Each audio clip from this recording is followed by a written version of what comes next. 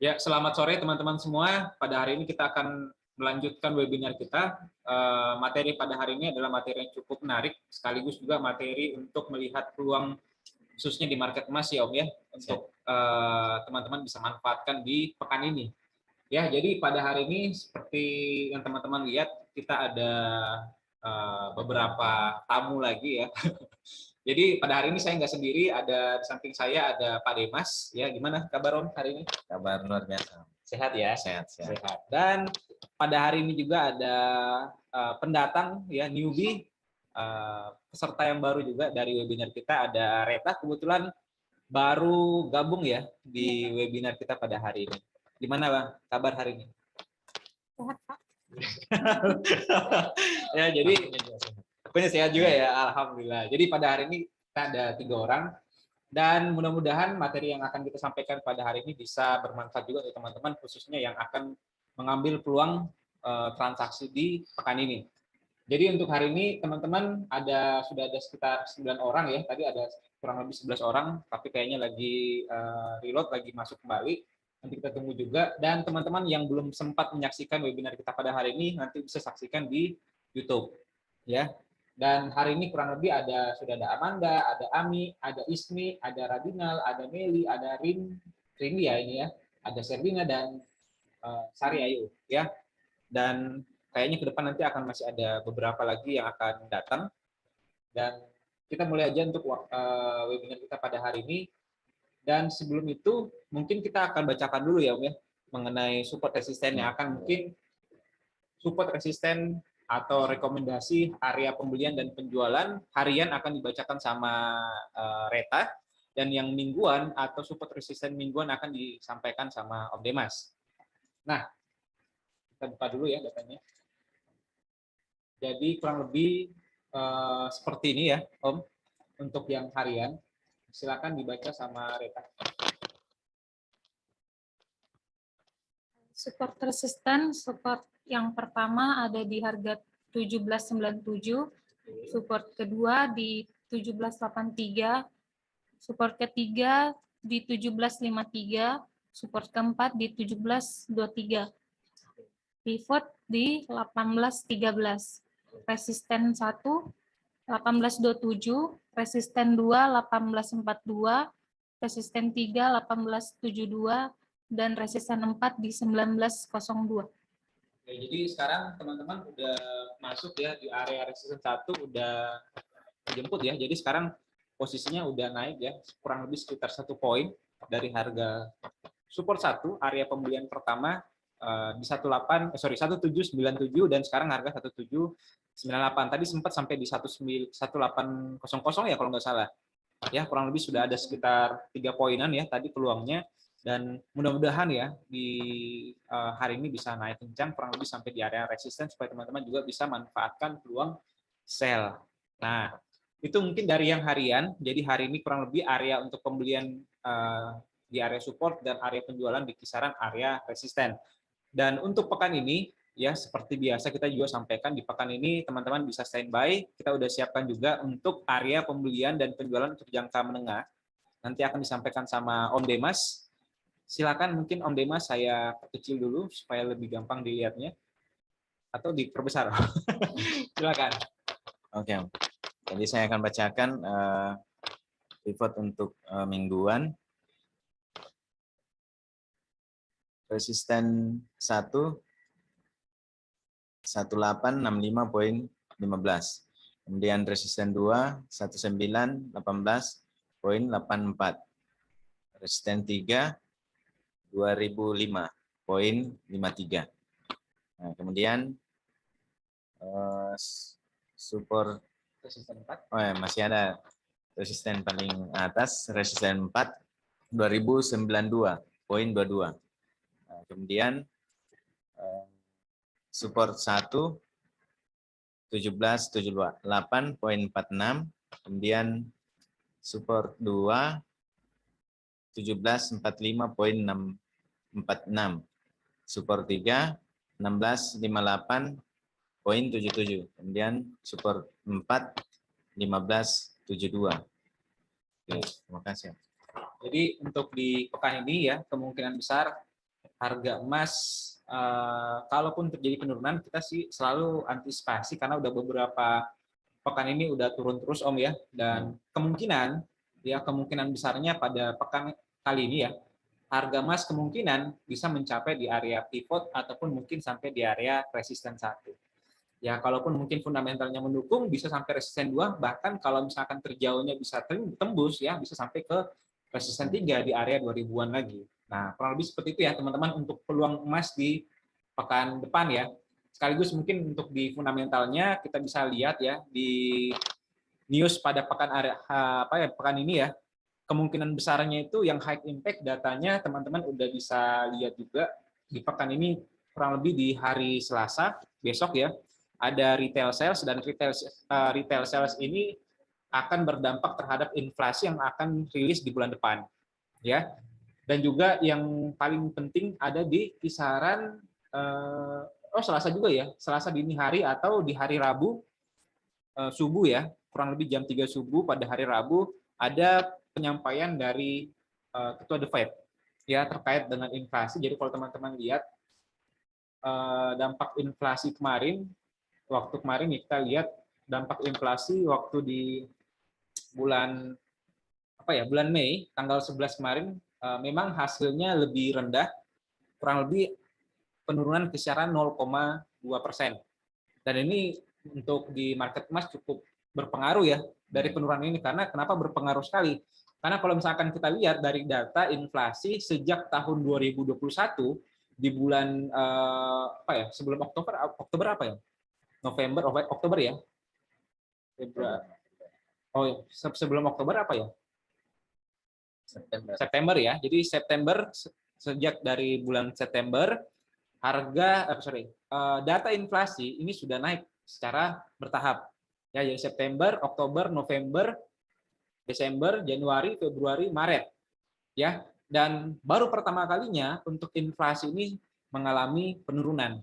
Dan itu juga banyak dipercaya sebagai langkah awal untuk inflasi ini bisa turun terus ke depannya. Cuman ini asumsi aja ya.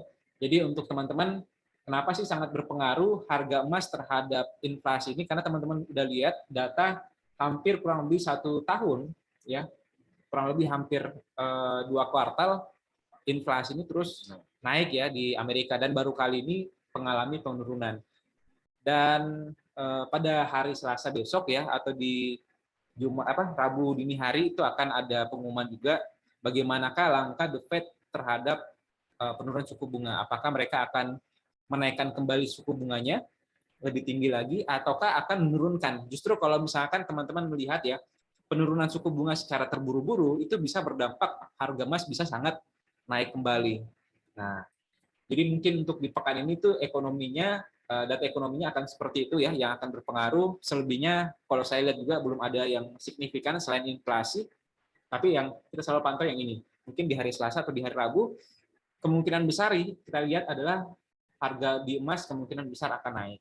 Kurang lebih seperti itu ya Om ya. Ini harapannya kita ya. Karena memang harga emas kemarin cukup diskon cukup dalam gitu ya. Dan pada hari ini seperti yang kita sampaikan juga sama teman-teman janji kita di pekan lalu bahwa ada satu fenomena ya Om ya mengenai di trading market khususnya yang berkaitan dengan locking. Nah ini kita kemarin sudah sempat bahas. Kalau teman-teman yang ikutin di pekan lalu, di minggu lalu, mungkin bagi saya nggak terlalu senang dengan metode locking ataupun hedging seperti ini. Sedangkan kalau untuk di Pademas ini bisa, ya, tapi bukan direkomendasikan, tapi bisa. Ya, gimana caranya? Nanti kita akan diskusikan dan disclaimer dulu ya sebelum teman-teman lanjutkan di webinar kita pada hari ini bahwa metode trading itu sebenarnya boleh beragam. Ya, Anda boleh buy, saya boleh sell. Yang penting adalah ada planning yang kita sudah siapkan dan ini harus jelas. Ya, makanya kenapa disclaimer ini bukan berarti kalau misalkan saya nggak pakai metode locking, berarti metode locking ini haram. Ya bisa aja mungkin teman-teman bisa pakai. Yang penting cara penggunaannya serta tujuannya ini jelas. Nah, itu nanti akan kita bahas pada materi kita di webinar spesial untuk di hari ini mengenai perdebatan antara hedging, locking, dan money management yang lainnya. Kurang lebih seperti itu ya. Nah, nanti Reta juga kalau ada pertanyaan silakan ditanya ataupun mungkin Reta ada pengalaman silakan nanti disampaikan ya. Karena materi seperti ini tuh menarik sekali dan hampir semua trader termasuk saya juga pernah melakukan locking ataupun hedging. Cuman seperti apakah hedging itu, seperti apakah locking itu yang mungkin akan kita tampilkan. Nah, dan sebelumnya teman-teman yang mungkin sudah bergabung di webinar kita pada hari ini sudah bertambah. Jika ada pertanyaan yang ingin ditanyakan, silakan nanti teman-teman bisa chat aja di kolom komentar. Teman-teman ada pertanyaan apa, nanti kita bisa bantu untuk sharingkan di forum webinar kita pada sore hari ini. Nah, kita langsung aja ya Om ya, supaya tidak terlalu banyak menyita waktu. Mungkin saya akan bahas dulu sedikit mengenai hedging, nanti akan juga ditampilkan versi Om Demas seperti apa, nanti akan saya tulis ya. Karena kebetulan pada hari ini saya juga sempat bikin ya PowerPoint-nya, supaya lebih jelas juga untuk teman-teman yang menyaksikan di webinar kita pada sore hari ini. Jadi, materi yang akan kita bahas pada hari ini adalah locking ataupun hedging ya. Mungkin sebagian orang bilang hedging sama locking ini sama gitu ya. Dan memang kenyataannya sama gitu ya. Cuma apanya beda ya? Bedanya mungkin pengambilan posisinya mungkin yang berbeda. Nanti akan kita bahas. Nah, kenapa sih kita mau angkat materi mengenai hedging ini ya? Karena hampir 80%, apalagi trader yang pemula itu stres, Pak. Dan rata-rata kalau misalkan kita lihat dan kita mungkin yang sedang yang sering konsultasi dengan saya ya khususnya, itu yang paling stres, tingkat stresnya paling tinggi adalah teman-teman yang posisinya itu terkunci. Nah, jadi posisi terkunci dan terkuncinya cukup jauh ya, hedgingnya cukup jauh antara bumi dan langit gitu. Dan harga itu sekarang berada di tengah-tengah. Nah, itu yang paling pusing. Nah, biasanya seperti itu. Dan kita mau bahas bagaimana nanti mungkin kalau udah terlanjur ambil kuncian, udah terlanjur ambil hedging itu kayak gimana sih harusnya ke depan gitu. Ya. Jadi isu itu yang akan kita angkat, makanya kenapa webinar kita hari ini sebenarnya spesial ya mengenai seperti ini. Nah, untuk teman-teman semua, apalagi yang sedang mengalami masalah dalam trading, hedging kalau misalkan teman-teman ketahui ya, ini kemarin mungkin sempat saya harus koreksi juga Om ya sebelumnya. Jadi mungkin saya harus koreksi, ada di pekan lalu mungkin ada pemilihan bahasa ya dari saya yang mungkin kurang tepat dalam menggambarkan hedging ini seperti apa. Jadi waktu pekan lalu saya ulang aja, pekan lalu saya mengatakan bahwa hedging boleh, locking nggak boleh. Padahal harusnya kebalik. Ya locking boleh, sementara hedging yang nggak boleh sebenarnya dalam trading forex ya bagi saya gitu Pak. Dan apa itu hedging sebenarnya? Jadi kalau misalkan teman-teman lihat ya di di internet ya, di situ teman-teman akan dapat bahwa hedging itu merupakan lindung nilai. Jadi lindung nilai ini merupakan upaya untuk mengurangi atau kita bisa mengecilkan resiko. Ya, jadi teman-teman udah dapat gambaran ya. Jadi gambarannya kalau udah terjadi resiko supaya tidak makin besar resikonya, berarti caranya adalah kita kunci dan kuncian itulah yang kita sebut sebagai hedging. Ya. Jadi hedging ini kurang lebih kalau di dunia keuangan kurang lebih sama seperti dengan asuransi. Supaya nggak terlalu bertambah besar resikonya, ya kita harus tutup. Ya. Dan apakah asuransi di dunia keuangan ini worth it? Nanti kan kita lihat. Nah, oke. Sejauh ini teman-teman mungkin masih mengikuti saya ya, teman-teman. Jadi perbedaan antara locking dengan hedging ini yang paling penting ya. Kalau di locking, ini saya udah kasih gambar warna merah, strategi yang digunakan oleh para trader untuk mengunci atau mengamankan keuntungan. Jadi ingat ya, kata kuncinya adalah mengunci atau mengamankan keuntungan maupun kerugian. Jadi ada dua posisi, Anda bisa pada saat posisi profit Anda kunci, misalkan Anda beli dan harga naik, Anda kemudian ambil posisi sell, itu bisa juga disebut dengan locking. Ya, yang ditujukan untuk memiliki dari sebuah fluktuasi harga yang sedang berlangsung supaya kita bisa memanfaatkan fluktuasi yang terjadi. Sedangkan kalau hedging adalah posisi ya tujuannya itu untuk melindungi portofolio investasi Anda yang sementara minus. Jadi pada saat Anda mengalami kerugian, apalagi kecil maupun besar, kita mengalami melakukan transaksi yang sebaliknya. Misalkan Anda sell di harga rendah, misalkan ya. Kemudian sell di harga yang cukup tinggi, kemudian harganya mungkin anggaplah naik kembali Om, ya. Dan kemudian di harga tertinggi kita buy. Jadi posisinya pada saat kita ambil posisi yang sebaliknya, posisi keuangan kita lagi rugi. Ya, tapi kalau locking ini bisa terjadi pada saat Anda sudah rugi ataukah terjadi pada saat Anda sudah profit. Anda kunci dengan posisi yang sama. Ya, kurang lebih seperti itu. Oke, dan contohnya seperti ini ya, supaya teman-teman nggak terlalu ngambang juga. Kalau hedging ya, misalkan teman-teman udah buy di atas ini nih, gambarannya ya. Kita beli di sini, targetnya kita kan mau taking profit di atas ini. Tapi nggak sampai di atas, harganya malah turun, Pak. Yang terjadi untuk mengamankan daripada saya resikonya sampai di bawah, misalkan ya 1767, daripada saya sampai di situ, mending saya sell aja dulu sekarang. Jadi Anda bisa lakukan sell, itu namanya hedging. Jadi pada saat terjadi kerugian, Anda melakukan transaksi yang kebalikannya, yaitu sell di harga bawah sini ya, dan supaya untuk sampai taking profit di bawah, kemudian sellnya dilepas. Dan menunggu posisi buy-nya terjemput nanti di atas. Nah ini cukup berat juga sih sebenarnya. Dan kalau locking sendiri ini berbeda ya. Kalau locking ini bisa tadi seperti yang tadi yang pertama tadi, dan juga bisa yang seperti ini. Jadi pada saat Anda sell di atas, teman-teman udah lihat nih, kemungkinan besarnya sih terjauh sampai di bawah. Ya, kemungkinan besar sampai terbawa. Tapi dari teman-teman di sini juga, sementara harga lagi running, teman-teman lihat potensi masih naiknya masih ada juga. Nah, untuk saat itu teman-teman bisa ambil kuncian di area sini. Nah, itu adalah hedging locking. Nah, kurang lebih gambaran deskripsi mengenai hedging sama locking udah dapat ya teman-teman ya. Dan bagi saya, ini versi saya Om ya, nanti disampaikan juga sama versinya Om Demas. Kalau saya pribadi ya, kalau teman-teman udah terlanjur locking, ya memang sih locking ini ditujukan untuk teman-teman yang ingin jangka panjang. Ya, jadi teman-teman yang trading jangka pendek dan menggunakan locking ataupun hedging ini pasti akan terjadi yang namanya manajemen risiko ke depannya, pasti akan panik juga ya. Dan kunci dalam hedging atau locking ini adalah kesabaran. Karena memang jangka panjang dibutuhkan kesabaran untuk membuka satu persatu kunci dari transaksi yang Anda lakukan. Jadi Anda harus memiliki plan yang jelas dulu yang pertama. Jadi jangan sampai Anda melakukan hedging ataupun locking tanpa ada yang namanya planning, ya. Ini adalah untuk di hedging atau locking ya, untuk manajemen risiko seperti ini. Karena memang idealnya sih kalau untuk teman-teman yang menggunakan hedging ataupun locking itu digunakan untuk jangka panjang. Seperti itu ya sebenarnya. Dan ini bagi saya ya, versi saya pribadi, kenapa sih saya nggak terlalu suka untuk yang hedging ataupun locking ini ya, karena ketika teman-teman udah melakukan hedging ataupun locking, itu sama saja teman-teman melakukan cut loss ataupun taking profit.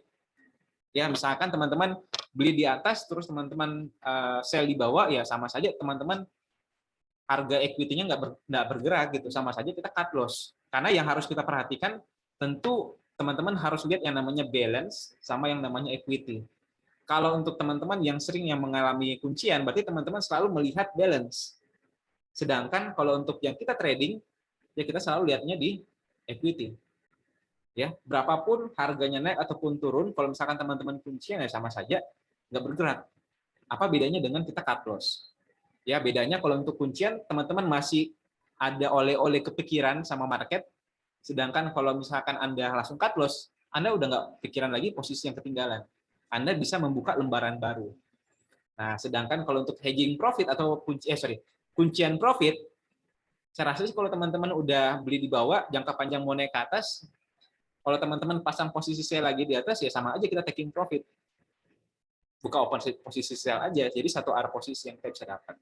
Ya kurang lebih gambarannya kenapa dari kemarin mungkin saya pribadi nggak terlalu menerapkan ya posisi kuncian ini ataupun hedging ini di market. Nah itu. Dan alasan yang detailnya, kenapa sih kita nggak sarankan ya, atau saya pribadi nggak sarankan teman-teman untuk mengambil posisi hedging ini ataupun locking, karena yang pertama tidak sesuai dengan konsep umum dagang ya. Jadi kalau misalkan konsep umum dagang yang saya anut ya, ketika harga murah ya kita beli, ketika harga mahal ya kita jual ya. Dan mungkin bagi saya sebagian besar teman-teman udah tahu ya, lebih cenderung untuk trading jangka pendek. Makanya kenapa saya itu jarang untuk menggunakan planning jangka panjang, apalagi mengikuti yang namanya tren. Karena terus terang ya, targetnya kita tuh satu hari mungkin kisaran 5-10 poin udah selesai. Ya. Dan yang kedua, jika kita mengalami kuncian ataupun mengalami yang namanya hedging, tentu arah yang harus kita pikirkan itu dua, Pak. Ya. antara ini naiknya sampai berapa tingginya, ujungnya harus kita pikirkan baik-baik, dan ujung bawahnya harus kita pikirkan baik-baik sampai di mana, dan itu memang nggak gampang. Terus terang sampai hari ini pun juga kita sering mengambil posisi seperti itu ya, contohnya kita pakai support resisten mingguan, dan itu masih bisa ketembus juga, Pak. Ya, dan inilah resikonya untuk mengambil manajemen resiko yang locking ataupun hedging. Dan yang ketiga, ini yang paling saya nggak terlalu senang ya untuk di kuncian ataupun di hedging ini ya, karena terus terang kalau teman-teman udah mengalami kuncian ataupun hedging, yang pikirannya teman-teman harusnya aman, ternyata nggak aman. Karena teman-teman akan berpikir terus, ini harganya turun, baik itu profit maupun floating loss, ya Anda akan terlalu menghabiskan banyak waktu untuk melihat di market. Pada saat posisi profit pun Anda akan bingung, saya lepas sekarang atau saya tahan dulu. Ya, begitu pun juga kalau misalkan warna merah ini mau naik dulu atau mau turun dulu nih. Nah, itu yang banyak waktu yang tidak bisa kita atur ya kalau misalkan kita kuncian ya. Dan yang terakhir, kenapa saya nggak sarankan teman-teman untuk melakukan hedging ataupun locking, karena biayanya akan semakin membengkak. Seperti teman-teman tahu ya, bahwa kalau teman-teman ingin mengambil posisi lebih, ada yang namanya jaminan. Dan semakin banyak posisi yang kita ambil, maka jaminan ini juga akan semakin besar. Dan tidak hanya itu, yang menjadi perhatian juga adalah biaya in-up. Karena ini namanya jangka panjang, apalagi dengan posisi yang banyak di dalam, tentu akan menghabiskan jumlah biaya in-up atau swap yang akan teman-teman dapatkan dalam trading. Kurang lebih seperti itu ya, dari saya pribadi ya, untuk teman-teman di trader di Dimex juga wajib untuk mempertimbangkan apakah ini teman-teman mau gunakan ataukah tidak. Tapi kalau saya pribadi tidak gitu ya, tidak menggunakan. Nah, kebetulan pada hari ini ada Om Demas ya, kemarin di login. Ya, siapa tahu mungkin ada teknik yang mungkin bisa Anda gunakan ya. Dan ini mungkin cocok dengan Anda dengan menggunakan hedging ataupun locking. Jadi mungkin saya persilakan Om Demas untuk menjelaskan, nanti sambil saya buat catatan penting ya untuk teman-teman bisa mengikuti apa yang mungkin yang dipikirkan sama Om Demas, atau planning apa yang mungkin diterapkan sama Om Demas mengenai locking ataupun hedging ini. Silakan Om Demas. Ya, terima kasih Coach atas kesempatannya. Jadi saya sering sekali pakai hedging sama locking. Oke. Nah, sudah dijelaskan tadi tentang hedging dan locking, dan bagi saya hedging itu adalah bagian dari locking. Ya. Bahkan saya biasa mengajar itu lockingnya itu open market. Jadi contoh gini, misalkan open market kita buy, profit sedikit langsung sell. Nah itu untuk mencari meannya harga rata-ratanya di hari itu. Jadi misalkan sell-nya profit sampai di mana kita bisa buka buy-nya. Jadi itu sudah saya uji coba juga, dan saya sebentar berdalam juga untuk hedging ini. Jadi saya selalu mendengar pengalaman-pengalaman dari trader bahwa locking ini tidak disarankan, kebanyakan seperti itu. Tapi saya mulai membuat penelitian, percobaan untuk membuat locking dan hedging ini juga bisa dimanfaatkan dalam pasar. Nah, kemudian saya selalu menggunakan locking, tetapi jangan lupa pakai stop loss. Contoh misalkan kita hedgingnya di harga rendah, misalkan buy baru sell. Nah, sell-nya jangan lupa dipasangkan stop loss, karena kan kita berharap pembalikan harga. Harga ini kan lagi rendah, jadi tentunya kita berharap buy kita bisa simpan. Seperti itu. Diulang lagi Om, yang contoh ilustrasi gimana tadi? Nah, contoh misalkan kita ketinggalan buy, kita hedging. Ya, misalkan buy-nya ya, di harga misalkan 18 harga 18.00. Misalkan ya. Nah, kita hedgingnya di 17, mungkin contoh lah misalkan agak jauh aja, 17.60. Nah, itu 40 poin. Jadi hedgingnya ini kita pakai stop loss Yang ini di ya, sell sell-nya. 1760, ya. Oke. Jadi ketika pembalikan harga, maka buy akan terbuka dengan sendirinya. SL-nya berapa Om kalau boleh tahu? Stop loss-nya biasa kalau bukan 1760 kembali, karena kan misalkan lockingnya ini berharap masih turun, Ya. atau 5 poin dari harga sell-nya. Oke, berarti Nah, seperti itu. 1765 ya. Ya, contoh 1765. Oke. Nah, dari locking ini kan kita misalkan satu lot kita kerugiannya kan 5 juta, enggak apa-apa, yang penting posisinya tetap aman. Nah, Oke, seperti ya. itu. Bahkan saya pernah uji coba yang biasa saya bawa materi merah juga profit. Nah, ini saya dapatkan dari hedging dan locking. Ya. Nah, merah dan profit ini yang disampaikan Coach Doni tadi, bahwa yang sering trading dengan menggunakan locking itu biasanya berpatokan pada balance. Ya. Nah, kalau saya malah ke equity. Jadi equity-nya saya manfaatkan dari locking ini, sekalipun posisi ada yang merah tapi equity-nya tetap naik. Nah, itu fokusnya di situ. Jadi saya juga mulai sementara uji coba, dan sudah mulai ada beberapa hasil.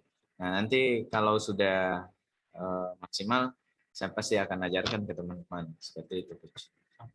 Jadi saya mulai membantah argumen yang mengatakan bahwa locking dan hedging ini kurang tepat digunakan dalam market. Nah, itu seiring berjalannya waktu, kita tetap belajar juga, karena dari sisi lain kita bisa memanfaatkan. Nah, mungkin Coach Donin tidak mensarankan itu, tapi saya menggunakannya. Teman-teman bisa pilih mau belajar Coach Doni atau dari metode yang saya pelajari. Jadi kita sudah lengkap lah. Saling menutupi. Saling, iya. Saling Jadi melengkapi. iya. Jadi teman-teman mau belajar di mana saja bisa. Kita di Max membuka ruang untuk itu. Ya, terima kasih Coach. Mungkin itu yang bisa saya sampaikan. Oke, jadi cukup menarik ya sebenarnya dari apa yang disampaikan sama Om Demas ya tadi mengenai hedging ataupun locking tadi ya. Mungkin teman-teman ada yang ingin ditanyakan, silakan teman-teman chat aja di kolom pertanyaan, karena ini adalah materi yang sebenarnya sering terjadi dan juga mungkin akan terjadi juga di akunnya teman-teman. Pada saat Anda beli, tiba-tiba nggak sesuai dengan harapan ya, harga turun, yang mungkin Anda lakukan karena panik. Biasanya ya umumnya itu karena panik, Pak, khususnya kayak tadi siang ya, tadi sore ya, harga tiba-tiba turun. Ada juga yang banyak chat saya tadi, barusan ada banyak chat juga, Pak ini harga turun, apakah saya sell, saya kunci dulu atau gimana, Pak? Nah, itu udah masuk dalam planning kuncian. Tadi sempat disampaikan sama Om Demas, banyak poin sebenarnya menarik yang kita bisa bahas pada sore hari ini mengenai kuncian ataupun hedging. Apakah boleh atau apakah tidak? Ya sebenarnya kalau bicara soal boleh tidak ya teman-teman boleh melakukan hedging, karena hedging memang merupakan salah satu manajemen risiko yang bisa Anda gunakan. Daripada Anda rugi sampai di situ, teman-teman lihatnya ini masih berpotensi turun, ya kenapa nggak kita sell dulu? Ya. Tapi nanti ada beberapa indikasi atau beberapa kondisi-kondisi tertentu yang mungkin kita bisa perhatikan ya, supaya teman-teman juga bisa lebih bijak ya dalam memilih money management yang mungkin cocok bagi Anda. Nah, kalau saya pribadi mungkin saya nggak terlalu cocok ya, tapi kalau untuk Om Demas, saya lihatnya daripada kita ikutin yang ini, kita bisa juga anti mainstreaming ya, anti streaming apa ya namanya, anti mainstream ya, anti mainstreaming ya gitu, anti mainstream mengenai manajemen risiko, dan itu bisa aja. Dan kita tahu ya untuk teman-teman yang atau lagi mungkin di perbankan yang besar juga banyak yang menerapkan posisi kuncian ataupun locking. Tapi yang setahu saya sih sebenarnya yang paling bagus dalam dalam melakukan transaksi kuncian ini sebaiknya adalah pada saat Anda mengalami profit. Setahu saya sih Om ya. Tapi kalau udah terlanjur beli di atas, tiba-tiba harga turun, ya mau tidak mau kalau misalkan kita lakukan hedging, setidaknya teman-teman ada planning seperti yang tadi disampaikan sama Om Demas. Nah, kita tunggu ya pertanyaan. Mungkin ada Reta pertanyaan dari hedging ataupun locking, mungkin dipikir-pikir dulu atau ada? Dipikir dulu ya. Saya ada pertanyaan nih sebenarnya Om ya. Soalnya saya pribadi juga ada agak terlalu menyenangi yang dengan yang namanya locking ataupun hedging ya, karena ada alasan-alasan tertentu. Contoh seperti teman-teman akan lebih stres dalam trading, akan selalu lihat di market, dan menariknya tadi seperti yang disampaikan sama Om Demas, ini saya sudah catat ya di catatan saya, bahwa ada menarik pada saat kita locking, kita bisa locking di harga open. Nah, jadi Anda bisa open di harga apa ya, buy ataupun sell, buy dan sell berarti ya, di harga open ya. Misalkan kita coba ya lihat untuk di hari ini. Saya nanti mau lihat dulu nih. Jadi kalau di hari ini saya buka dulu. Ya, jadi kalau teman-teman lihat di monitor ini, kita bisa melihat di garis yang berwarna biru ini ya, sedikit berwarna biru, ini adalah harian open pada hari ini. Begitupun juga di pekan lalu, di hari yang lalu, di sini ya, harga opennya. Dan yang saya mau tanyakan dari Om Demas, kalau misalkan kita buy dan sell di harga open, ya targetnya kita sampai di berapa nih Om? Taking profit, pakai taking profit, ataukah kita pakai stop loss kah? Atau gimana cara pengaplikasiannya di harga open ini tadi? Ya, kalau saya coach, ya locking di open market, ya tujuannya ini untuk mencari rata-rata pergerakan untuk hari ini. Misalkan berarti untuk average ya. Biasanya kan kita rata-rata pergerakan harian itu 20 sampai 30 poin. Oke, 20 sampai 30. Iya. Jadi contoh hari ini lebih dari 20 poin. Nah, langsung cut profit di situ. Cut misalkan sell kan turun. Ya. Sell, simpan buy. Nah, buy targetnya itu sampai open market kembali. Jadi kan kita sudah untung, langsung kita locking, kita kan sudah untung 20 poin. Nah, bergerak 10 poin saja kita sudah untung. Misalkan selisihnya itu ya iya. udah profit ya. Nah, berarti ada sekitar 20 poin yang bisa kita manfaatkan untuk kembali ke open. Nah, setengah dari itu koreksi setengah dari itu kita bisa cut profit di 10 poin. Jadi kalau misalkan 0,1 10 poin ya. 1 juta. Oke. Ya. Berarti 10 di tengahnya itu 10 poin ya. Oke. Ya. Jadi kita memanfaatkan koreksi itu. Oke, boleh. Nah, karena apalagi hari Senin kan biasanya kan dia kalau tidak kejar open, high, low. Nah, itu. Oke. Seperti itu. Saya coba untuk terjemahkan ya ke teman-teman dari yang saya tangkap ya dari penyampaian Om Demas tadi. Jadi yang disampaikan tadi sama Om Demas, pada saat kita melakukan kuncian ya di harga open, jadi ini langsung ya Om ya, buy sama sell ya. Langsung. Jadi Anda bisa open buy sama sell dengan target harga naik ataukah harganya turun kisaran 20 sampai 30 poin ya. Kita akan lepas salah satu posisi yang profit. Nah, jadi contoh misalkan ya di hari ini aja deh misalkan ya. Di hari ini anggaplah tengah-tengahnya aja Om ya, 25 poin ya. Bisa ya. Atau 20 poin aja ya. Kita coba kasih gambaran. Oke, misalkan di hari ini opennya kan di sini. Ya. Turun sampai 20 poin. Ya ini seperti tadi hari ini udah kurang lebih kisaran 22 poin, 23 poin turunnya. Pada saat harga berapa ini ya? 1790 tadi sore ya. Ini teman-teman bisa cut sell profitnya ya, dan teman-teman menunggu harga buy-nya ini bisa setengah profit ya, atau kisaran 10 poin ya. Sudah clear posisi. Sudah clear posisi. Ini kurang lebih sampai di harga ya. Ini udah dapat ya sebenarnya. Untuk hari ini sebenarnya udah dapat ya teman-teman yang pakai metodenya Om Demas. Jadi pada saat harganya setengah di sini, teman-teman bisa cut rugi ya buy-nya. Jadi hitungannya posisi profit yang sell-nya tadi itu lebih besar dibandingkan dengan posisi posisi sell-nya ini. Posisi buy-nya ini yang diambil dan dilepas cut loss dengan posisi 10 poin. Nah, kurang lebih gambarnya seperti itu teman-teman. Merah tapi untung, Coach. Nah, merah tapi untung. Ya betul ya. Kemarin sempat ada materinya Om Demas juga. Cuman kemarin saya sempat ikut tapi saya terus terang kemarin itu saya belum dapat gambaran yang pasti mengenai metodenya seperti apa. Tapi hari ini saya udah dapat sedikit bayangan ya. Salah satunya itu. Dan salah satunya seperti itu ya. Dan boleh nggak diterapkan ini dalam tradingnya? Misalnya bisa aja sih sebenarnya, kurang lebih ya. Kalau saya dapat nih Om ya, dari yang saya dapat kurang lebih sama seperti teman-teman menunggu dulu harganya turun 20-30 poin baru Anda buy. Ya, cuman ini mungkin cocok untuk teman-teman yang kemungkinan ingin trading terus. Ya, jadi untuk Anda yang nggak suka lama menunggu, udah lama sekali Pak ini turun 20. Saya mau sekarang tradingnya. Ada nggak signal sekarang yang saya bisa beli ya? Berarti buy sell aja Bu pagi-pagi. Ya, nanti kalau turun 20-30 poin nanti lepas profit. Nah, yang minusnya gimana? Ya, tunggu kurang lebih koreksi dulu 10 poin atau mungkin di harga opennya kembali atau kurang lebih di 20 poin itu ya, Anda bisa lepas posisi yang sisanya tadi.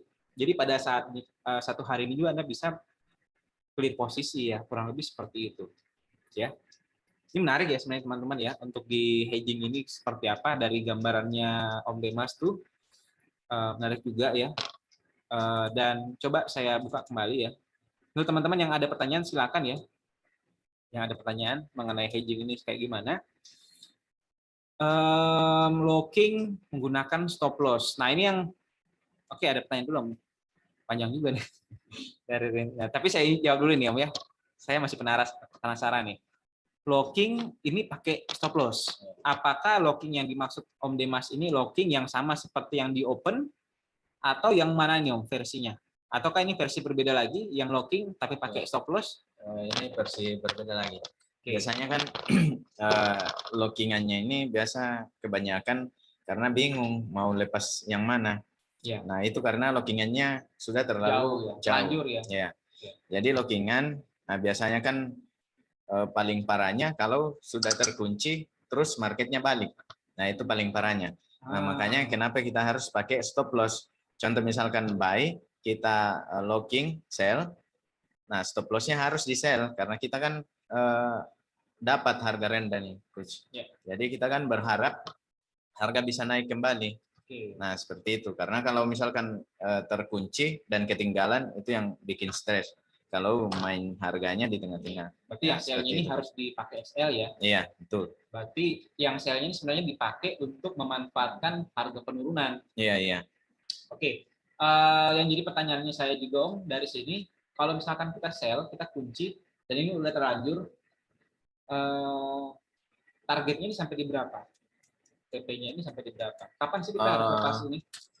Kalau target locking di harga rendah, Coach, biasanya kita harus sabar menunggu sampai dia, misalkan kita sudah pasang stop loss, kalau dia masih turun, stop lossnya kita ikuti turun.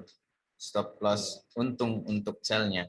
Jadi misalkan harga, misalkan kita sell di 17.60, turun di 17.50, kita pindahkan 55 poin, turun, kita ikuti sampai pembalikan. Jadi kalau dia balik, berarti kita sudah untung di sell. Nah, seperti itu, Coach. Nah, untuk antisipasi kerugian, kita harus siap 5 poin. Karena kalau kita locking, tidak mungkin langsung balik. Jadi kita stop loss-nya itu di 5 poin. Ya. Oke, menarik ya. Udah mungkin teman-teman ada tangkap ya dari penyampaian dari Om Demas tadi. Dan ini memang juga cukup menarik. Strategi yang disampaikan sama Om Demas, dan ini beruntung teman-teman dapatnya gratisan guys. Soalnya ini sebenarnya ya lumayan advance juga ya, lumayan bukan basic sebenarnya ya. Jadi teman-teman yang ingin melakukan seperti ini, saran saya usahakan Anda memiliki strategi yang matang dan teman-teman udah pikirkan seperti tadi disampaikan sama Om Demas ya, dan ya beruntunglah teman-teman ikut webinar pada hari ini karena ini dibagikan secara gratis. Oke, jadi yang disampaikan tadi sama Om Demas, pada saat Anda melakukan pembelian dan terlanjur udah turun sampai di bawah, misalkan 1760, dan teman-teman ambil posisi sell, Anda bisa menerapkan SL ini di 1765. Namun, jika harganya tadi yang saya tanyakan ya, terus TP-nya di berapa? Dan TP-nya ini yang disampaikan sama Om Demas adalah, ya tergantung harganya turun. Contohnya tergantung harganya turun seperti ini. Jadi kalau misalkan harganya turun dan udah profit, kisarannya anggaplah 1755. Ya. Dan ini kan sudah profit kisaran 5 poin. Berarti harga SL-nya ini akan diturunkan lagi, yang harusnya dari 1765 diturunkan menjadi 1760 ya. Nah, dan seterusnya kalau misalkan harganya makin turun kencang 1750, ini akan turun ke 5 poin lagi jadi 1750. 1755 dan begitu pun seterusnya. Jadi pada saat harganya udah ada potensi berbalik ya, ini posisi sell ini akan terlepas ya, entah ini profit ataupun ini akan lepas rugi, setidaknya satu arah itu yang jadikan patokannya Om Demas tadi ya untuk menjadi pemicu harganya berbalik. Nah, gitu. Betul ya Om ya? Iya. Boleh nih saya nanti jadi apa ya namanya? Juru bicara trader ya. Mungkin ada tambahan lagi Om, silakan. Jadi misalkan dia malah misalkan sell-nya sudah profit dan tercut dari stop loss, nah kita pasang lagi sell stop di bawahnya coach untuk antisipasi dia makin turun. Makin turun lagi. Oke, kan Jadi biasanya kita- dijilat gitu ya. Jadi kita harus konsisten. Kalau kita konsisten, pastikan equity-nya tetap aman. Oke. Nah, yang buat equity berkurang itu karena ketidakkonsistenan kita. Dan panik juga biasanya, Kak. Jadi kalau dia turun tercut, kita harus pasang lagi di bawah. Jadi naik kita diuntungkan, turun pun aman. Ya, seperti itu, Coach. Sip, Ya, sip. terima kasih. Oke ya, jadi yang penting ya kuncinya teman-teman dalam melakukan kuncian ataupun hedging ini, kuncinya satu, memang harus ada planning, kesabaran seperti yang saya sampaikan, dan jangan panik dalam melakukan kuncian. Ya, karena banyak juga yang terburu-buru kuncian, banyak juga yang terburu-buru untuk SL ya posisinya, banyak juga yang terburu-buru untuk lepas profit ya posisi kunciannya itu. Jadi nggak ada area yang jelas bagi mereka untuk melihat sampai di mana harganya ini akan berlanjut, ataukah kalau misalkan harganya berbalik ya kita harus ngapain. Nah, jadi semua planning itu teman-teman harus miliki ya, dan kalau misalkan teman-teman bingung nanti bisa di chat secara langsung aja Om Demas ya, kalau untuk yang teman-teman kuncian ya, tapi khusus ya untuk teman-teman ya, tapi harus lihat kondisinya, khusus untuk di membernya Om Demas bisa dapat fasilitas yang lebih ya. Boleh. Siap ya. Dan ada pertanyaan ya Om ya dari Rindi. Silakan Kreta bacakan ya dari Rindi pertanyaannya. Saat trading pasti tidak akan terlepas dari floating, maka manajemen risiko yang diterapkan itu sangat penting. Mau tanya ke Coach Demas, kalau contoh udah buy satu lot ternyata tidak sesuai arah pengambilan transaksi, hedging atau lockingnya tetap menggunakan lot yang sama atau lebih kecil atau lotnya lebih besar dari buy-nya. Apa tuh? Ya. Silakan. Ya. Berbicara hedging sama locking. Nah, locking ini kan kuncian. Jadi misalkan kita buy satu lot, pastinya kita sell satu lot itu untuk mengunci. Ya, berarti nggak boleh lebih kecil atau nggak Iya. boleh lebih besar ya, karena kalau lebih besar namanya mengunci, ya, menutup. ya Menutup, lotnya harus ya. sama ya. Lotnya harus sama untuk locking. Oke. Kalau lebih atau kurang itu namanya switching. Ya. Ya, jadi kurang lebih kalau lebih daripada posisi awalnya itu namanya switching. Dan kalau mungkin kurang itu disebut namanya hold ya, masih ada hold beberapa posisi ya situ. Terus tadi gimana nih pengambilan hedging lockingnya menggunakan yang sama, lebih kecil lebih besar? Intinya untuk locking harus sama lotnya. Sama itu aja sih sebenarnya. Pertanyaannya panjang banget nih Om. Tapi jawabannya gini doang. Ya, tambahan Om. Nah, tambahan sedikit. Okay. Jadi teknik saya dalam trading itu untuk daily harian. Nah, saya menggunakan take profit terdekat. Jadi saya pernah uji coba dari 100 hari saya menggunakan TP 2 poin, itu gagalnya cuma 4 kali. Jadi 1 kali 1 hari itu take profitnya 2 poin. Jadi saya menggunakan indikator saya, take profitnya 2 poin, kemudian lockingannya atau hedgingnya itu 5 sampai 7 poin. Jadi untuk kunciannya itu 5 sampai 7 poin. Kenapa harus take profitnya lebih dekat supaya lebih cepat dapatnya. Jadi itu terplanning. Kalau misalkan seperti ini, kalau misalkan kita ambil posisi terus TP, kita ulang lagi, tapi konsisten menggunakan TP dan locking. Lockingnya.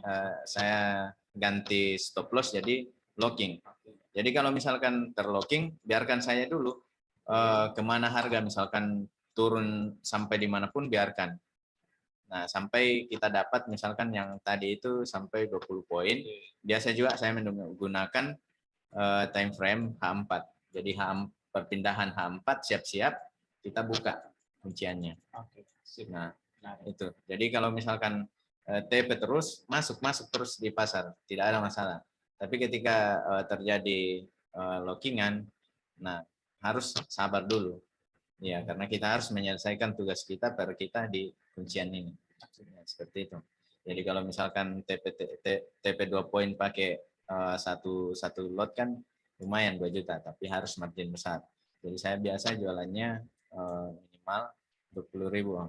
Oke, jadi memang harus disiapkan cadangannya juga ya. Pada saat sudah di locking dan kita pada saat sudah dibuka ya harus kita hitung juga nih, jangan sampai karena marginnya nggak cukup pada saat dibuka ya jadi berantakan juga ya. Dan ya tujuan tadi Om Dimas tadi sampaikan kenapa sih harus modalnya besar, karena jika teman-teman melakukan kuncian dengan modal yang kecil, yang terjadi adalah teman-teman akan jadi panik ya. Jadi gampang sekali panik pada saat modalnya kecil dan Anda lakukan kunciannya udah dibuka dan selanjutnya teman-teman jadi panik lagi. Dan itu yang paling tidak diharapkan dalam trading ya. Dan itu sering banget terjadi, udah panik harganya turun, langsung dia sell, Pak. Ya, dan ternyata enggak sampai beberapa menit harganya kembali naik kencang. Ya, jadi pengambilan sell-nya itu yang sudah dihitung tadi, mungkin Om Dimas sudah hitung 20 sampai 30 poin ya. Targetnya mungkin kisaran ya toleransi lah 35 poin turunnya. Karena panik, dia tutup di 30 poin langsung naik lagi harganya, padahal udah benar. Ya, arahnya udah benar dan karena kepanikan inilah yang membuat kita jadi terpancing di marketnya itu loh. Nah itu ya. Dan menarik sih sebenarnya Om ya untuk di materi seperti ini. Dan mungkin mau saya tambahkan juga, atau mungkin Reta ada mau tanya dulu nih? Ada? Silakan. Mungkin pendapat saya saja tentang kuncian begitu. Karena apa ya? Saya juga mungkin sama dengan Pak Doni, saya kurang setuju juga dengan kuncian karena kebanyakan nasabah itu pusing dengan kuncian seperti itu. Mereka kebingungan bagaimana caranya mereka lepas di harga berapa, naiknya sampai di harga berapa, turunnya pun juga seperti itu. Jadi kita pun juga nggak bisa memastikan harga, naiknya sampai di berapa, turunnya sampai di berapa. Jadi kalau saya mendingan kita kalau posisi buy atau sell saja lah, nggak usah pakai kuncian karena jangan sampai iya jangan sampai mengganggu psikologis trading karena nanti belum dapat yang kayak berhasil pasti ujung-ujungnya nanti kayak akan semakin berkurang equity-nya. Nah di situ nasabah biasa agak-agak trauma lah dengar kalau di kuncian kayak gitu. Mungkin pendapat saya kayak gitu sih Pak tentang kuncian. Jadi cukup mewakili ya sama teman-teman juga yang mungkin kebanyakan trader atau banyak trading juga di luar sana. Dan memang ya, memang fakta ya bahwa teman-teman akan menghadapi kondisi yang dimana teman-teman akan kepikiran apakah ini kita kunci, ataukah kita hold, ataukah kita averaging, atau kita switching, ataukah kita cut loss. Dan ini pasti terjadi ya teman-teman juga ya. Kemarin mungkin sempat saya alami juga dari beberapa member. Awalnya dia memang pakai cut loss Pak. Dari pakai cut loss tapi ternyata cuma dijilat. Jadi udah turun, kena cut loss-nya market naik lagi. Dari situlah dia mulai berasumsi bahwa trading dengan menggunakan SL ini cuma apa ya, cuma menipu kita aja sebenarnya untuk dilepas rugi baru harga kembali. Besoknya beliau ini tidak menerapkan SL Pak. Mereka menerapkan averaging. Dan menariknya pada saat dia melakukan averaging, harga turun dia beli, harga turun dia beli. Beberapa kali marketnya turun drastis. Ya. Dan disitulah mungkin di situ dia mulai panik, Pak. Dan dia beranggapan bahwa ini kalau saya averaging ini saya nggak sesuai dengan arah tren. Harusnya saya ikut dengan arah tren. Dan kebetulan pada saat itu beliau lagi suka nonton YouTube juga dan dia lihat follow the trend, follow the trend, follow the trend. Jadi dia pikir kalau saya harusnya turun, seharusnya saya sell, ikuti trennya, ya. Dan pada hari itu juga, karena dia udah mulai panik juga, trennya mau turun nih, kayak gitu Pak. Jadi dia sell lah di harga rendah. Ya ini menarik nih teman-teman. Mungkin teman-teman juga pernah alamin. Jadi dia sell di harga rendah karena dia berasumsi ini trennya sudah turun. Misalnya locking. Ya, jadi dia locking nih. Ya, pada saat dia sudah locking, harga udah mulai naik, ya ternyata harga naik nih, nggak turun. Jadi pada saat harga naik di situ, dilihat kayaknya trennya udah berubah. Tadinya sell, harganya udah mau turun nih. Tapi kayaknya ini trennya udah berubah jadi naik. Karena ini sudah mulai naik nih. Dia lepaslah sell-nya, lepas rugi, Pak. Jadi lepas rugi sell-nya dan dia hold buy, ternyata makin turun kencang. Udah bener trennya turun. Ya. Dan dari sinilah kita dapat pelajaran bahwa dalam melakukan money management ataupun dalam melakukan manajemen risiko sebaiknya Anda pilih salah satu, dan teman-teman harus perhatikan setiap manajemen risiko itu memiliki kelebihan dan kekurangan masing-masing, Pak. Jadi contoh ya saya jelaskan, ketika teman-teman ingin mengambil posisi hold, ya saya jelaskan kembali, teman-teman yang ingin ambil posisi hold, kelebihannya di posisi hold, Anda mungkin nggak akan membutuhkan margin yang begitu besar karena jaminannya cuma 0,1 misalkan ya, 0,1 atau mungkin 1,1 lot yang teman-teman pakai dan tidak ada lebihnya lagi, tidak tambah-tambah ya. Tapi kekurangannya ini akan terjemput cukup lama. Apalagi kalau misalkan Anda ambil posisi buy di area resisten ya. Ini akan terjemput cukup lama. Apalagi sampai di resisten 4 teman-teman buy di situ, itu kacau. Udah resisten 4, Pak. Dia buy di situ. Ya, itu kacau, guys.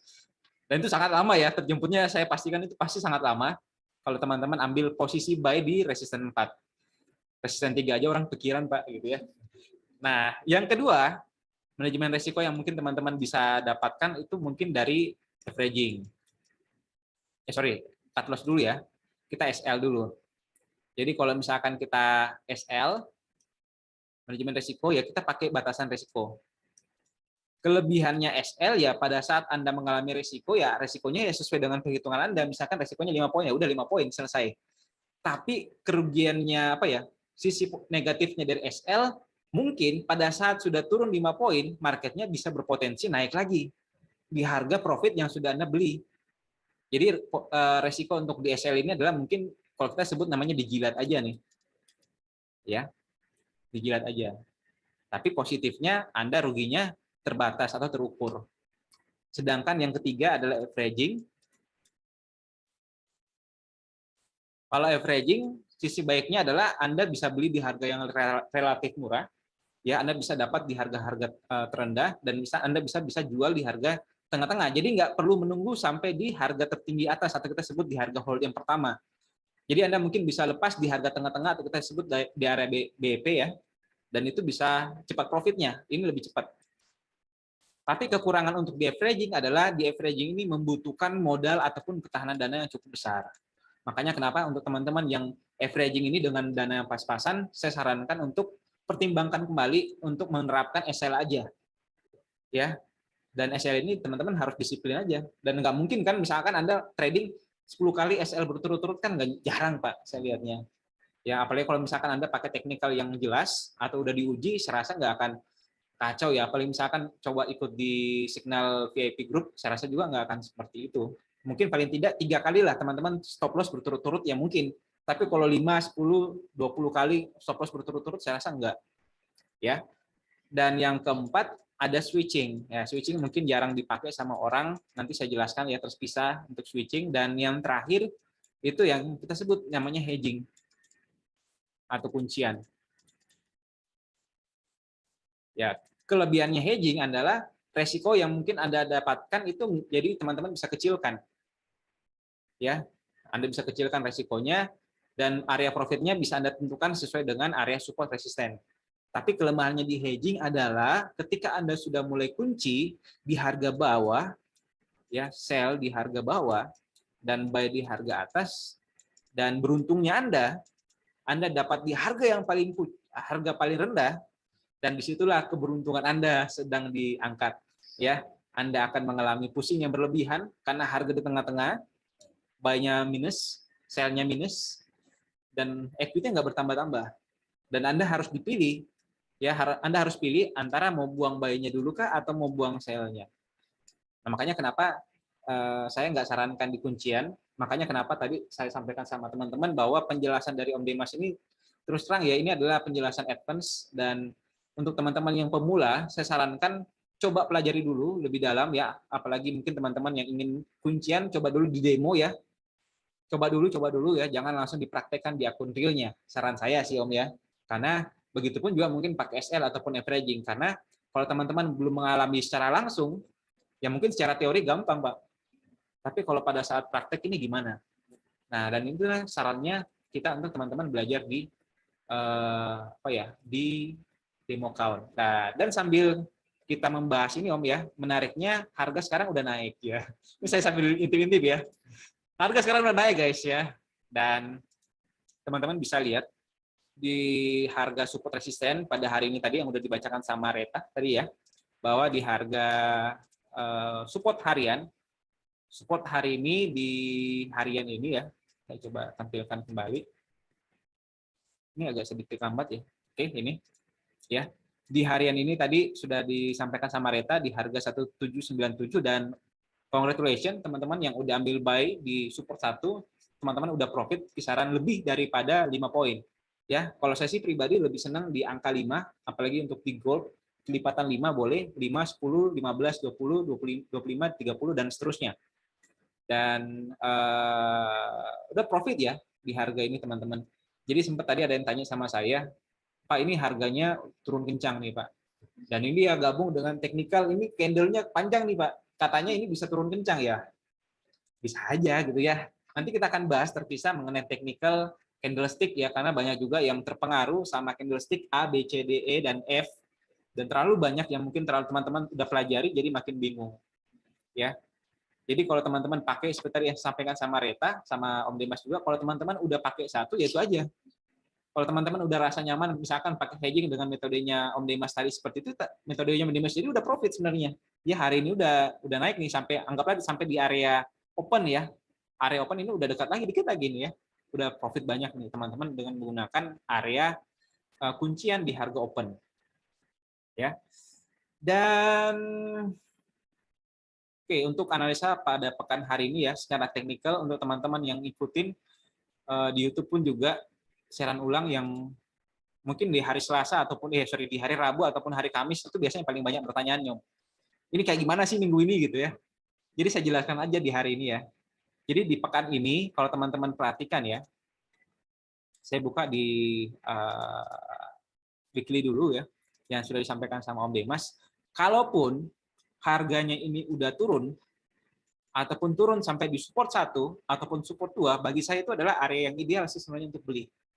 Ya, karena kita udah lihat harga di kemarin beberapa, kalau misalkan kita lihat pola, harganya sudah naik di sini, kemudian marketnya turun, marketnya naik kembali di sini meskipun tidak terlalu banyak, dan kemudian marketnya turun kembali.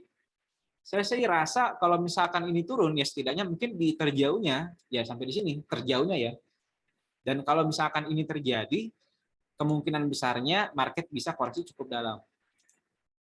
Ya, harapannya kita sih mungkin di pekan ini bisa naik sampai di area 1918 ya di pekan ini. Ya, mudah-mudahan bisa ya. Ini prediksi saya aja, Pak. Karena memang kita udah melihat beberapa hari yang lalu, beberapa minggu yang lalu marketnya turun terus, dan kalau misalkan ini marketnya turun terus kan ini menjadi undangan juga sebenarnya untuk para pelaku pasar yang besar juga untuk membeli di emas. Ya. Dan kalau kita lihatnya juga ya, yang harus kita perhatikan di pekan ini justru berhati-hati terhadap area kenaikan. Saya sih rasa seperti itu ya. Dan area kenaikan ini bukan berarti harganya bisa naik kencang. Ya, ini bisa dua kemungkinan yang terjadi pada hari ini, pada minggu ini ya.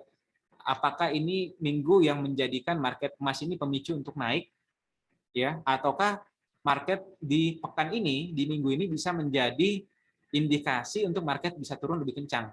Ya, dan sebelum market turun lebih kencang ya pasti dia akan ambil ancang-ancang dulu Pak, harga naik kencang kemudian dia akan turun lebih kencang lagi. Jadi dia memang akan pancing teman-teman, akan pancing sebagian besar pelaku trading ataupun pelaku pasar untuk mengambil posisi pembelian, dan harus hati-hati apalagi kalau misalkan udah di atas 1865 ataupun di atas 1918 pada pekan ini saya ingatkan kembali ya, kalau misalkan udah di atas dari resisten 1 atau apalagi resisten 2, kemungkinan besar akan terjadi koreksi. Ya, jadi pesan saya di pekan ini jangan sampai Anda melakukan posisi pembelian di area resisten-resisten ini. ya. Karena mengingat juga bahwa di beberapa kesempatan ya, di beberapa tren yang sudah jadi ini ya, kalau kita lihat saya tarik seperti ini Om ya, dan tadi sempat saya dapat juga nih, kalau kita tarik garis menaris ya, kurang lebih ini udah area mentok sih sebenarnya. Yang saya lihat ya teman-teman, dari garis yang udah bikin, ini ada tahanan di sini, tertahan di sini, tertahan di sini, kita garis di sini, dan kebetulan tahanannya di sini. Ya, jadi kalaupun ini naik, kemungkinan bisanya ke pivot, ataupun ke setidaknya resisten 1. Kalaupun ini menjadi break, jadi uptrend, kemungkinan terjauhnya sampai di resisten 2.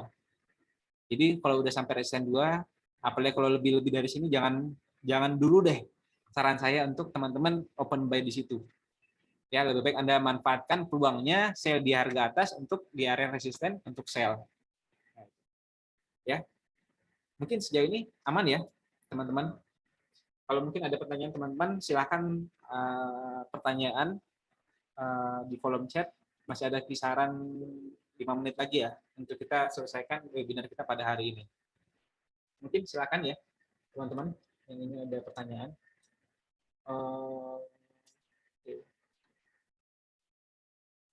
Market goal ya. Mungkin ke depan ya teman-teman bisa ikutin, kita akan lebih banyak mungkin yang suka trading di luar gold juga kayak euro, mungkin kita bahas ya, tapi tergantung request. Karena bosan juga sih sebenarnya kita bahas gold terus setiap hari guys. Ya setiap hari bahas gold ya. Emang nggak ada yang lain gitu ya. Kan ada juga kayak euro, ada juga GBP ya.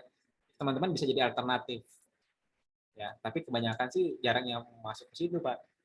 Makanya kenapa kita setiap hari bahasnya ini. Mungkin di pekan di hari besok mungkin kita akan bahas lagi materi yang cukup menarik juga ya, saya rasa. Mungkin besok kita akan lebih banyak bahas tentang technical ya, mungkin besok akan sama Pak Dinal ya, kita akan bahas tentang technical di market gold khususnya. Dan sisanya teman-teman kalau ada pertanyaan mengenai technical atau mungkin ada ide, soalnya kalau kita bicara soal technical ini nggak akan habis ya. Technical yang teman-teman bisa gunakan ada banyak sekali, atau lagi mungkin mungkin teman-teman bisa pakai robot juga, robot indikator. Ini ada banyak juga teman-teman mau coba silakan. Ada pertanyaan dari robot indikatornya ini, misalkan kita pakai yang wedge and flag finder ya. Jadi robot ini mencarikan kita, sorry ya, saya hapus dulu ya. Ini terbatas. Saya ulang. Tadi flag, wedge and flag ya. Jadi di robot ini itu mencarikan area-area yang dimana terjadi pola flag ya atau wedge. Jadi yang seperti teman-teman tahu kalau terjadi wedge ini berpotensi untuk marketnya naik ya, sedangkan kalau flag ini berpotensi untuk marketnya lanjut naik ya. Jadi kalau wedge ini turun, flag ini naik ya, kebalikannya. Jadi di sini polanya bisa naik, di sini bisa turun, dan wedge ini bisa turun lagi seperti yang teman-teman lihat ya. Ini bisa juga teman-teman pakai gitu. Dan ini menarik sih kita bahas sebenarnya untuk technical ya. Seperti yang kita sampaikan kemarin ya, teman-teman juga bahwa Trading Like a Pro khususnya yang saya bangun ini sebenarnya bukan untuk ditujukan teman-teman ikutin kita. Ya, bukan jadi follower juga sebenarnya, tapi kita mau bikin teman-teman itu bisa mengelola keuangannya secara mandiri, teman-teman tahu apa yang teman-teman transaksikan, teman-teman coba, teman-teman uji coba itu, teman-teman praktekkan, dan teman-teman dapatkan hasil dari situ, dan itu tujuannya Trading Like a Pro. Jadi teman-teman nggak bergantung sama orang A, orang B, orang C, sehingga ya apa yang mungkin yang udah dilakukan, kita nggak sesali kemudian hari. Misalkan ya ini kejadian, pada saat saya beli, mungkin ada juga sebagian besar orang itu nggak merasa puas, Pak. Profit misalkan 5 poin ya, karena kalau mungkin teman-teman biasa lihat di signal yang saya bikin ya, seperti di Telegram ya, seperti ini, mungkin sebagian orang itu nggak terlalu suka, misalkan taking profit yang cuma taking profit 1, ataupun mungkin taking profit 2, 5 poin, itu mereka nggak suka. Mereka sukanya yang, bisa nggak saya profitnya 50 poin, 100 poin, 20 poin, ya. Dan itu memang harus memiliki beberapa teknik. Nah itu, makanya tujuannya dari Trading Like a Pro adalah kita membantu teman-teman, dan fasilitasnya banyak sekali ya. Justru kalau mungkin saya bisa katakan ya lengkap ya, kalau untuk di kita punya, mulai dari MT5 kita juga memiliki kayak EA-nya juga ya. Jadi EA ini fungsinya untuk membantu aja teman-teman, jadi bukan yang otomatis. Ya, saya ulang lagi, bukan otomatis, karena kalau yang otomatis itu pasti akan diblokir lah pasti pemerintah, karena itu ilegal. Tapi kalau untuk robot indikator, untuk membantu teman-teman memutuskan apakah Anda mau beli atau mau jual, dan tergantung dari money management yang Anda persiapkan, ya itu bisa aja. Ya, misalkan seperti yang kita mungkin menariknya yang paling banyak di sini apa ya? Saya coba yang paling top. Ini ada squeeze momentum indikator dari Lesiber. Nah, ini apa nih? Bingung kan? Jadi kurang lebih sama kayak MACD, jadi area merahnya ini sudah sell, masuk di area biru ini kita sudah buy, dan seterusnya seperti itu ya cara bacanya. Ini sell di sini, dia udah mulai sell di sini, ya udah profit sebenarnya. Menarik sih untuk kita bahas nanti ke depan. Oke, saya rasa cukup ya untuk hari ini, udah waktunya juga udah selesai dan cukup panjang materi kita pada hari ini, karena memang materi pada hari ini tuh materi yang umum terjadi di trader ya, mengenai kuncian.